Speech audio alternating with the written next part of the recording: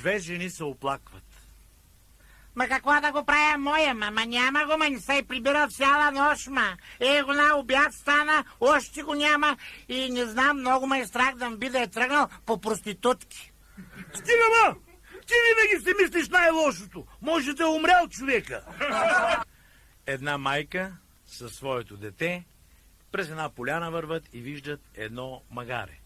Мамо, какво е това животно, ма? Това е магаре, моето момченце. Магаре ли?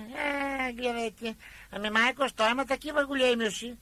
Ами защото е слушало майка си, защото слуша, а не като баща ти не слуша. Виж какви малки уши има. Ами, мамо, защо му и така голяма пишката, пък нататък каква е малка?